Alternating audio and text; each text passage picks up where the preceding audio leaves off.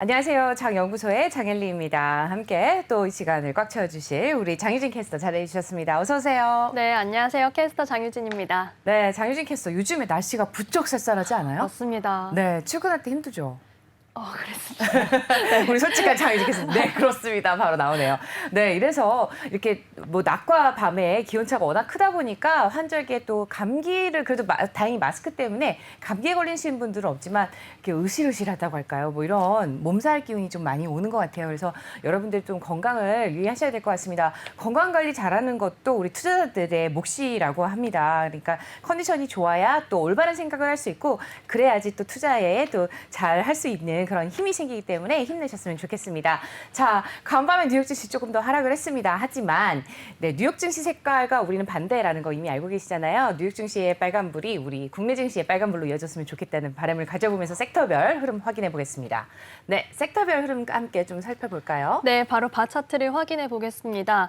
간밤에는 부동산 섹터가 가장 강한 모습을 보였습니다. 네. 부동산과 유틸리티 그리고 임의순환제, 소비순환제가 강세를 보였는데요. 하지만 커뮤니케이션 서비스의 낙폭이 가장 컸습니다. 0.73% 내림세를 기록했습니다.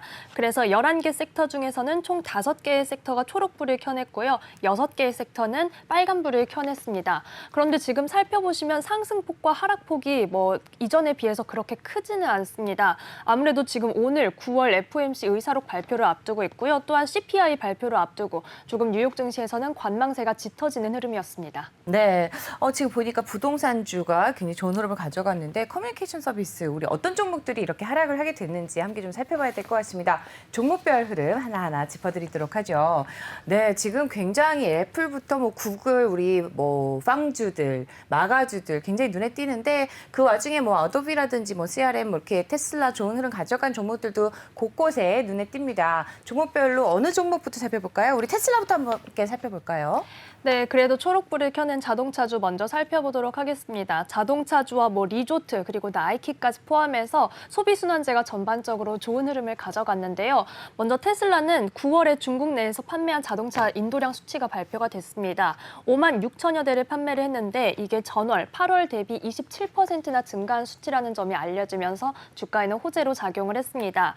이게 지금 2년 전에 설립된 상하이 공장에서 생산을 시작한 이후에 최고치를 기록했다라는 기분 좋은 소식이 전해져 있는데요. 테슬라는 간밤에 1.74% 강세 속에 805달러 선에 정규장 거래를 마쳤습니다. 이어서 살펴보시면 지금 포드와 GM도 함께 초록불을 켜내고 있는데요. GM 관련된 소식을 조금 자세히 전해드리겠습니다. 전기차 쉐보레 볼트 리콜 비용 배상 합의를 했다라는 소식을 전해왔는데요. 사실 어제 LG전자에서도 이 소식을 좀 발표를 한 바가 있습니다.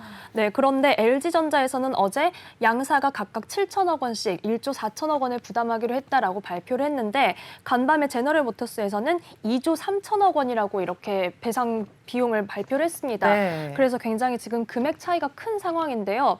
사실 LG전자 같은 경우는 어제 시총 상위 종목 중에서 드물게 주가가 강세를 가져가기도 했습니다. 이 리콜 비용을 밝히면서 조금은 불확실성이 제거됐다. 오히려 긍정적인 평가를 받기도 했었는데 오늘 어떤 추이를 가져가게 될지 지켜봐야겠습니다. 한편 제너럴 모터스에게 이런 금액 차이에 대해서 질문을 했을 때 어떤 특별한 입장을 밝히지는 아직 않은 그런 상태인데요. 여기에 지금 언론이나 어떤 시장에서는 법적 구속력이 있는 합의안 내에서 GM은 최대치를 그리고 LG전자는 최소치를 발표한 것으로 보인다. 양사가 각각의 유리한 입장으로 발표한 것으로 여겨진다라고 분석하고 있는 상황입니다. 이에 대해서 양사가 어떻게 정확하게 입장을 내놓는지 계속해서 지켜보셔야겠습니다. 한편 CNBC는 제너럴 모터스에 대해서 2분기에 실적 압박을 받았던 GM의 커다란 승리다라고 이렇게 긍정적으로 평가를 하기도 했습니다. 또한 LG전자는 이번에 불확실성을 좀 제거를 해내면서 앞으로 LG 에너지 솔루션 IPO에 재시동을 건다라고 이렇게 포부를 밝히기도 했습니다. 제너럴 모터스 마지막으로 주가 확인해 보시면요. 1.5%대의 강세 속에서 정규장 거래 58달러 선에 마쳤습니다. 네, GM에 대해서 굉장히 자세히 좀 짚어주셨습니다. 테슬라를 포함한 자동차 관련주들 커뮤니케이션 서비스 섹터에서 확인을 좀 해보셨습니다. 그래서 나이키 주가도 함께 좀 확인을 해보면 어떨까 싶은데요. 나이키 주가는 어땠나요? 네, 나이키 오랜만에 기분 좋은 초록불을 켜내고 있습니다. 주가가 2%대 탄력을 받으면서 정규장 거래 153달러 선에 마쳤는데요. 저희가 지난주에 장연구소에서는 나이키가 10대의 선호를 굉장히 많이 받고 있다라는 소식을 전해드린 바가 있습니다. 그런데 골드만삭스가 주가가 이번에 매수 의견을 내놓으면서 10대뿐만 아니라 전반적으로 지금 팬데믹 이후에 옷차림이 편해지고 있는 추세다. 그래서 나이키에 대한 선호도는 증가할 것이다. 라는 그런 분석을 내놨습니다. 여기에 목표 주가는 172달러로 처음으로 제시를 했는데요. 또한 이 나이키 긍정론, 낙관론의 근거로서는 나이키의 브랜드 파워가 여전히 강력하고 또한 전 세계적인 멤버십과 수요를 관리하는 데 나이키의 직접 판매 프로그램이 굉장히 용이하다라고 긍정적인 평가를 내놨습니다. 네, 저랑 친한 지인분 중에 승마장을 운영하시는 분이 계세요. 여성 대표님이신데 저번에 굉장히 멋진 정장은 아니지만 멋진 핏을 딱 하시고 나이키 운동화를 신으셨는데 너무 멋진 거예요. 그래서 요즘 역시 대세를 아시는 분이네요. 그랬더니 우리 실장님이 직구로 구매해 주셨어요. 라고 얘기하시더라고요. 근데 되게 부러웠습니다. 요즘 대세는 나이키인 것 같습니다. 네, 루이비통 샤넬도 아닌 나이키가 대세인 것 같은데 나이키 주가 이렇게 차트 확인해 보시면 일일 주가는 2%가량 상승을 했습니다. 근데 여러분들 이제 주가 차트를 보거나 어떤 투자를 하실 때 상승력이 남아 있는지 올라갔으니까 올라가는 거에 따라 들어가시거나 많이 떨어졌으니까 많이 떨어졌다고 들어가시거나 이러지 마시고 내가 계속해서 지켜보시고 저희가 뭐 말씀드렸던 종목도 관심 있게 지켜보시다가 이쪽 좌측에 한번 보시면은요. 일일 주가 차트뿐만 아니라 주간 동향도 보실 수가 있고 월간 동향도 확인해 보실 수가 있습니다. 그래서 나이키의 주가를 보시면은 원데이 퍼포먼스와 원위크 퍼포먼스에서 원먼스 퍼포먼스까지 보실 수가 있습니다. 나이키 주가 원먼스로 함께 한번 보실 텐데요. 한 달 동안에 나이키 주가가 어떻게 움직였는지를 함께 확인을 해보시면은 한 달 동안에 좀 빠진 것을 볼 수가 있습니다. 근데 저희가 나이키가 굉장히 물류 대란 때문에 많이 빠졌다라고 생각했는데 빠졌다 올랐다를 계속 반복을 하면서 약 3%까지밖에 빠지지 않은 것을 확인해 보실 수가 있습니다. 3개월 동향을 확인을 해보시더라도 오히려 많이 빠지지 않고 한 5%가량이었나요? 제 기억으로는 그랬던 것 같은데 지금 보시는 것처럼 5.07%가량 하락을 했습니다. 아직도 상승 여력이 있다라는 점을 확인해 보실 수가 있습니다. 이런 식으로 좀 접근을 해보시면은 뭐 나이키뿐만 아니라 국내 증시도 마찬가지입니다. 그동안의 차트 분석하시는 분들도 많고 하지만은 종목을 보실 때 길게 장기적으로 어떤 패턴을 가져왔는지도 보시고 계속해서 종목을 지켜보시고 관심을 가져보시는 게 투자에 도움이 되실 거라고 판단이 됩니다. 나이키에 이어서 또 다음에 살펴볼 종목 짚어주시죠. 네, 지금 이미 소비재에서는 마지막으로 MGM 리조트라는 종목을 살펴보도록 하겠습니다. 네, 크레딧 스위스에서 목표 주가를 거의 2배 넘게 상향했다라는 소식에 주가가 9%대의 탄력을 받으면서 정기장 거래 48달러 선에 마쳤습니다.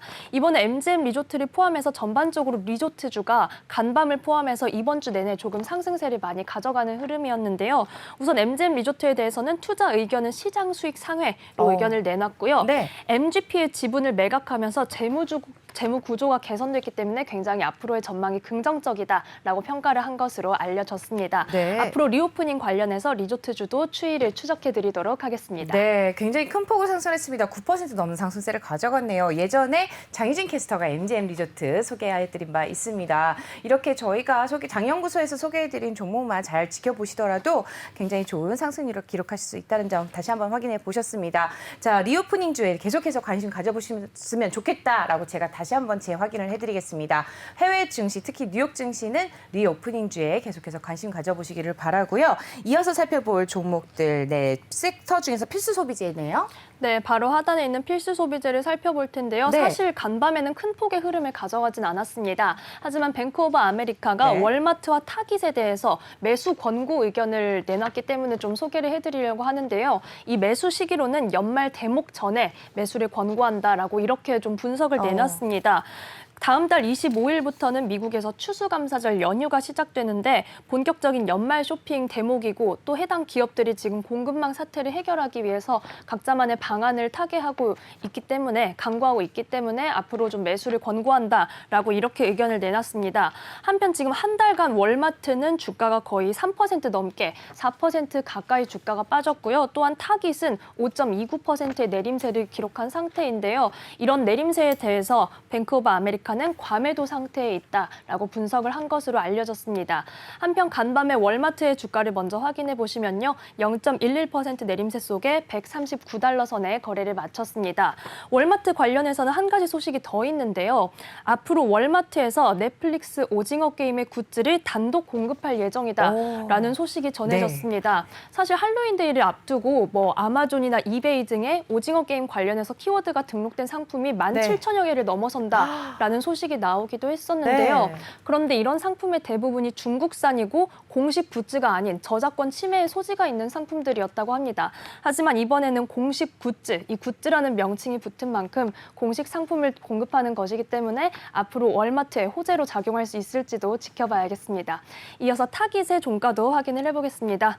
네, 타깃은 소폭의 오름세 속에서 0.67% 강세 속에 정규장 거래 230달러 선에 마쳤습니다. 네, 저 같으면 월마트의 월간 그리고 3개월, 월 1월 단위 그다음에 주간 가격 확인해 보시면서 광클지를 하지 않을까라는 생각이 듭니다. 월마트까지 확인해 보셨고요.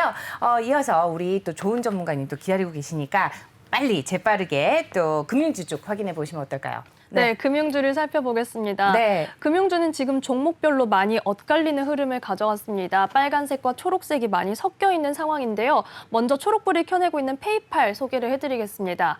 페이팔 0.31% 소폭의 오름세만을 가져가면서 255달러 선의 거래를 마쳤는데요.